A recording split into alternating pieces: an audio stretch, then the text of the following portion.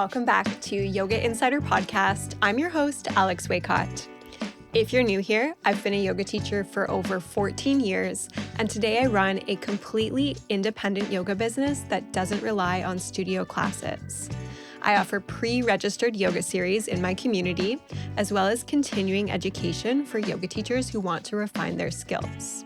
Over the years, I've learned a lot about what it takes to build a yoga business that's actually sustainable. And part of my mission is to have real conversations with yoga teachers around the world about what it's actually like to work in the modern yoga industry. That is exactly what Yoga Insider Podcast is here for. Grab yourself a cup of coffee and let's dive into today's episode. All right, welcome back to another week of Yoga Insider Podcast. I am so glad that you're here. I am technically on holidays this week, which is really exciting. It is a long weekend here in British Columbia. It's BC Day, so we get like a 3-day weekend here. But I'm actually taking 10 days off from teaching. I just got back from a few days of holidays and I'm home for a day right now. And then I'm heading back out on a little bit more summer vacation. It's super, super nice to have a little bit of a break right now, but I'm still here and I wanted to make sure that I showed up on the podcast. I just got back from a weekend of whitewater rafting, and this is actually a trip that my husband and I do every summer. We've been going for almost the past 8 years, and it was so much fun. It's a trip that I look forward to every single year, and I never expected that I would be somebody that gets excited about whitewater rafting because I'm definitely not an adrenaline junkie by any means. I don't get a kick out of roller coaster rides. I have no desire to skydive or anything like that. And in fact, when it comes to water, I think water is beautiful and refreshing. But I like to have my feet on the ground. I'm the kind of person where I'm totally happy to go to the beach and I don't know, step in the water a little bit, but spend most of the day just tanning on the beach and reading a book, and I'm not like a fish. But the first time I went whitewater rafting, I was oh, this is so fun. And so every year we go to this resort where, if you're interested in going, this isn't an ad, but we go to this resort called Kumsheen, spelled with a K, in Lytton, British Columbia. And there's this beautiful, glamping resort there that is right on the Thompson River. And every year my husband gets hired to perform music at the resort, often with a band, as evening entertainment at their bar kind of pool area for the guests who are staying there. And it's just become this tradition every year where they get hired to do this. And the resort is so generous, and they let partners come along and they put us all up at the resort and feed us and take us rafting. And it's such a great time. So we did that this year again. And it was definitely the craziest rafting year that we've ever had. We always go around this time. And so at this point in the summer, beginning of August, the water level is lower, even though the Thompson River is a very high volume river. There's tons of water and it's definitely really deep in some areas. But because the water level gets down low, it reveals all of these cool features in the water, whirlpools and rapids and waves and all of this crazy stuff. And we had the absolute wildest time rafting yesterday. We did paddle rafting. So you can also do rafting where there's a motor on the boat as well, because the water's deep enough to do that. But we always opt to do the analog version of rafting. So we paddle ourselves, and there's obviously a trained rafting guide who comes along with us. And we got the same rafting guide as last year, so he remembered us. And yeah, we just had such a wild day. And something that happened was that I ended up being like sucked out of the boat unexpectedly by this huge wave. And I got like sucked down into the river and pulled down the river, and I was underwater for a long time. Like, even though you have a life jacket on and a helmet on, like the water is just so powerful. And I was just like, okay, I guess this is happening. I guess I am out of the boat and under the water. And one thing that I was thankful for was that, I've been practicing yoga for a really long time. And I feel like you do develop good control of your breathing, and you develop a good capacity to hold your breath for a while. And that's what I had to do in that moment. I was like, under the water with my eyes open, and I couldn't get up. And I was like, I know I'm going to pop up eventually. And I did eventually like pop up because of my life jacket. But yeah, it was a very exciting time. I had to like swim into another boat, and they had to pull me into the boat and then get over to my boat. And at the same time that happened, our rafting guide also got like ejected from the boat and like shot up into the air, and he was in the water and we were in the rapids, and it was crazy. I don't know why I say like I wasn't expecting that to happen, because like it's world-class whitewater rafting. That kind of stuff can obviously happen. But it was so fun. It was so fun. I had such a good time. Can't wait to go back next year. And then, yeah, we are heading out shortly on another trip to one of the little Gulf islands, just for like a few days of R&R. And that is the trip where I'm going to be able to like sit on the beach and read my book. And like, speaking of books, just for today's episode, I have this bookshelf that is absolutely overflowing with yoga books, teaching resources, notebooks from like classes that I've taught over the years and trainings that I've taken. And like, I have all of these things stuffed into this. It's actually like a record cabinet. Like, you're supposed to store vinyl records in it, but I keep all my yoga stuff in there.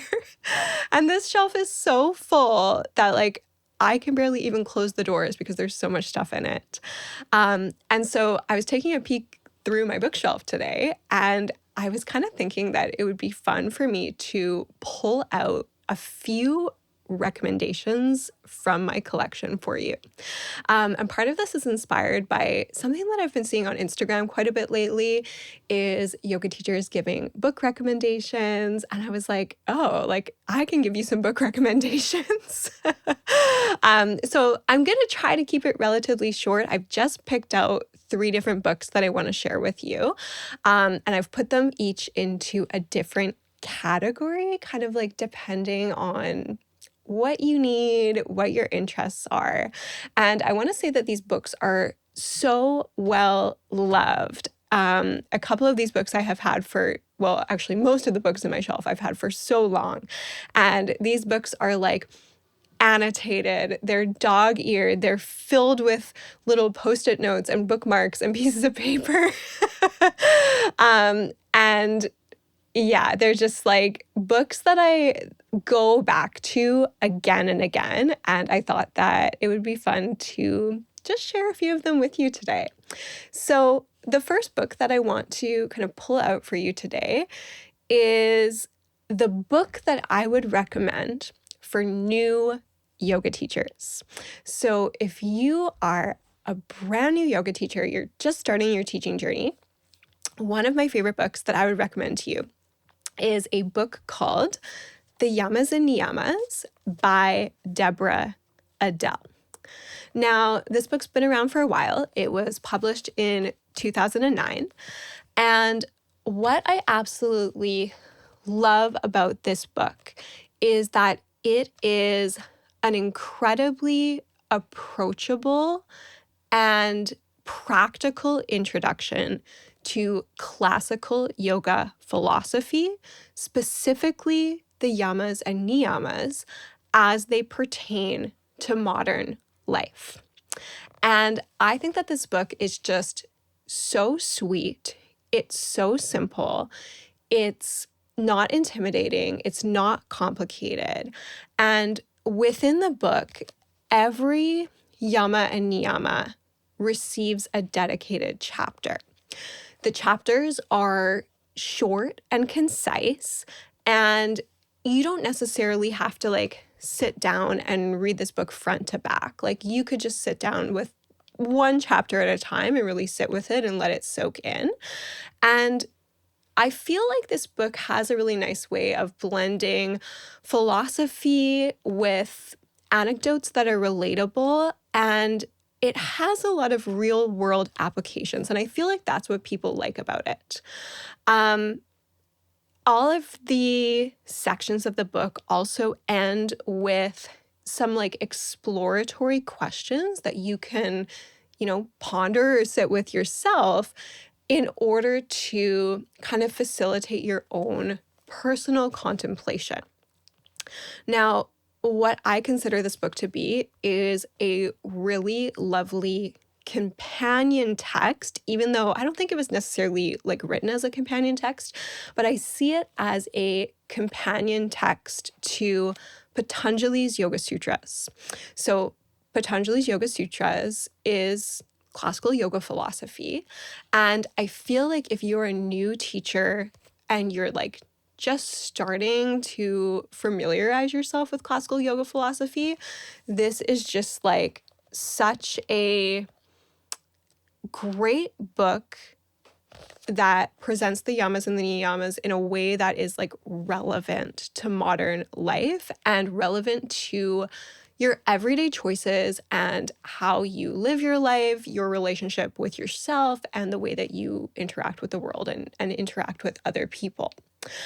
I have used this book so many times as a resource, as a source of inspiration when I'm theming classes. And I feel like you could also use this book and create like a whole yoga series based on this book.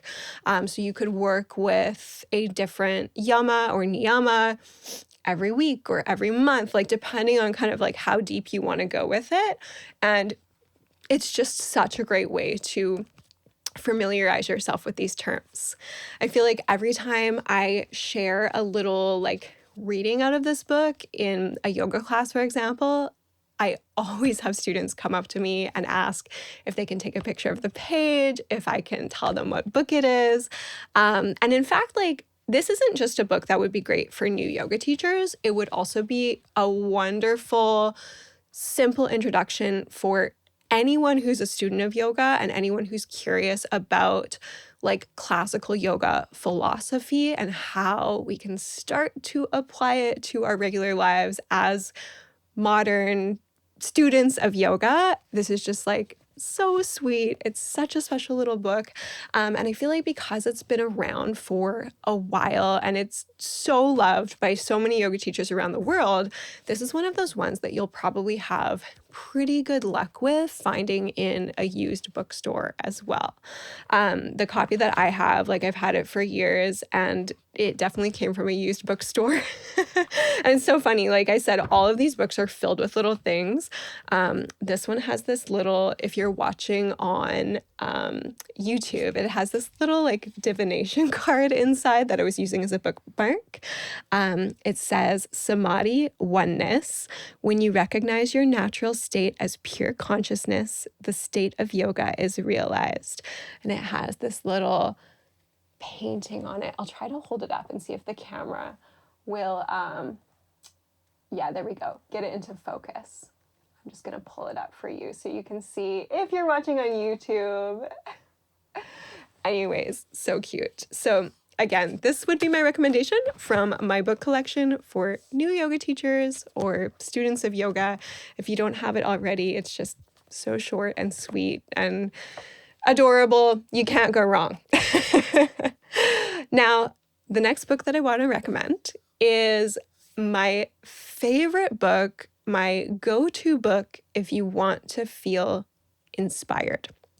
And that book is The Radiance Sutras by Lorin, Roche. Now, this is a book that I turn to often. It was initially introduced to me by Clara Roberts-Sauce, and unlike the book that I just mentioned, this is not a book on classical yoga philosophy. This is a book inspired by Tantric or non-dual philosophy. Now, the author actually just passed away very recently, so rest in peace. He was a very loved meditation teacher. And this book is so stunning. It's so beautiful. It is essentially a poetic interpretation of a medieval tantric text. And the essence of these sutras is really about embracing the human experience. So, unlike a lot of like sort of meditation traditions, for example, rather than dissociating from your experiences or trying to rise above them, I feel like the essence of this book is about embracing your humanness fully, like without reservation. Now, one of the recommendations from the author is that this is a text that is meant to be savored. So this is a text that is intended to be like enjoyed for years or for your entire lifetime. And I feel like with all of the three books that I'm recommending today, this is kind of like a thread that ties them all together, is that these are texts that are going to be relevant like forever and ever. These aren't books that you read to just like check it off a list. And they're not necessarily books that you have to read from front to back either. They're books that, depending on when you return to them, at certain points in your life, like different things or different meaning from the books might show up for you. And another thing that he recommends is that if there is a sutra in the book that speaks to you, that you should memorize it. I have like a little dog-eared page in here, and I'll just see if I can read a little section to you. So he says, when you discover one sutra that resonates deeply, memorize it. Then you will, as they say, know it by heart. Something happens in the body when you can say a sutra out loud or quietly to yourself. There is a relaxation, an ease and confidence when you can rest your attention inside a sutra and the words flow effortlessly. He also mentions that you don't have to go through them in a sequence. Some of them will speak to you now, and others will only have meaning for you once you have explored them for a while. And I just feel like that is so true for like so many texts as well, just when it comes to yoga, that, if something doesn't resonate with you at this particular moment, like put it back on your shelf and then revisit it like down the road. And then suddenly you might be like, oh, like this is so relevant. I feel like the imagery in this book, like the imagery that is conjured up in this book, is so beautiful. And I'll share a sutra with you just to like kind of give you an example of what I'm talking about. So I'll pull out one of my favorites. And again, I didn't even have to search for it because these books are full of like weird little notes and pieces of paper. This one has a piece of paper from the Line Hotel in Austin, Texas. Shout out to the Line. Nice place. But here's a sutra that I love. It goes like this. You who have been seeking, whatever path you are on, a moment will come when divine pulsation grabs you and carries you into its dance. In the midst of ecstatic motion, your body dissolves into light, leaving only the softly glowing benediction of the bones. You become the face of fury, yet serene within. Eyes fly open in amazement, seeing the unseen vastness. Or you become a tongue tasting upward into the nectar of eternity. The soul reveals itself to itself through movement, energy-infused undulations and gestures of hand, foot, spine, face, and form. The invisible loves the visible. I love it. I honestly go to this book so often, and I love to share a sutra at the beginning of a class and honestly just tell my students to pay attention to what resonates with them. If there's a particular image or feeling that is invoked, to go with that. And to kind of connect to the meaning that shows up for them. And so I'll often share a sutra at the beginning of class and then kind of revisit it at the end too. So the Radiance Sutras by Lorin Roche. If you need a book to help you feel inspired, this is for you. Okay. Last one from my collection that I'm going to recommend today. I feel like we could do a 100-part series. I want to recommend my favorite translation of the Bhagavad Gita. And this is something that I've thought long and hard about when I was actually, before I even was creating the curriculum for my 200-hour yoga teacher training. I had come across this particular translation of Bhagavad Gita, and I knew that this was going to be part of the required reading list for my 200-hour trainings. So the book that I want to recommend is The Bhagavad Gita Comes Alive by Jeffrey Armstrong. And if you are watching on YouTube, you can see this beautiful, beautiful cover here. Again, it's absolutely a stunning book. It is also filled with Post-it notes and annotations and writing. Very, very well loved, very well used. I'm noticing, like I mentioned earlier, yoga teachers online are making their book recommendations, which I absolutely love. And I've seen a couple of really popular videos going around of yoga teachers recommending their favorite translations of the Bhagavad Gita. But I have not seen anybody recommending this version by Jeffrey Armstrong. And it blows my mind. I chose this translation for a reason.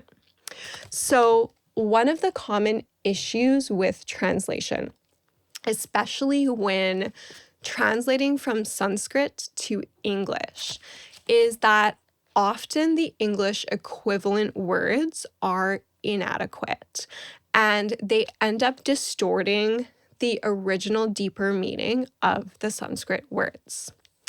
A lot of the translations that are available to us in the English language of the Bhagavad Gita are somewhat Christianized. And a lot of the key meanings of really important Sanskrit words that make the text what it is are lost, and their historical, cultural, philosophical significance is erased. And so in a very sincere effort to decolonize the language that is often used to translate the Bhagavad Gita, Jeffrey Armstrong has actually left a lot of the original Sanskrit language in the text. So rather than trying to find an inadequate English word to describe what he wants to describe, he's just left the Sanskrit words there as they are. So you're going to see words like dharma, karma, maya, purusha, etc. in the text. And then what he's done is he's included a really in-depth glossary of those words in the back of the book, and he encourages the readers to go and learn the meaning of those Sanskrit words. So rather than Christianizing the language and essentially taking it out of context for the sake of easier understanding or for the sake of readers being lazy, he has left it in its original form and encourages you to go learn on your own, like even if it's kind of inconvenient. And he says kind of like in the introduction to this translation that like, there are so many gifts for you as the reader if you take the time to really understand the depth and the meaning behind these Sanskrit terms that like we just don't have an adequate translation for in the English language. And so to me, this is an incredibly profound resource. It reads so smoothly. It's so simple to understand. And it doesn't really have any commentary or interpretation. It's just this like very clear translation of the text. And I feel like that's what makes it so profound. That is what makes it stand out among all of these other translations and interpretations. And there's obviously a difference between like a translation and an interpretation as well. But yeah, this book was published in the year 2020. And I still don't hear a lot of people talking about it. Like, I don't know what it is. Like, maybe I'm wrong, but I feel like this translation is not getting the attention that it deserves. This is a book that you can absolutely return to for the rest of your life. And if you are looking for like a stunning translation of Bhagavad Gita that is like clear and concise, and there's just like so much thought that's been put into this, you should absolutely order yourself a copy of this. When I was pulling these 3 books off of my shelf today, I realized that, again, the thing that these books have in common is that they are books that I return to over and over again. They are like some of my most absolutely well-loved resources. And there's obviously so many more that I could pull from, but these were the 3 that were speaking to me today. And I hope that, they're books that'll speak to you as well. I'm a harsh critic when it comes to any type of lit. Like, I'm an English major and I would never recommend a book to you that I hadn't spent some serious time with. So I hope that you enjoy these recommendations, and let me know if you like have any of these books or if you've read them already. I love hearing from you. I want to thank you so much for spending this time with me today. If you enjoyed this episode, definitely send it to a yoga teacher friend or tell a yoga teacher friend about Yoga Insider Podcast. It just helps the algorithm kind of push the podcast out to more people around the world so that more yoga teachers can benefit from these conversations. As always, thank you so much for being here. I'm Alex Waycott, and I will see you next time.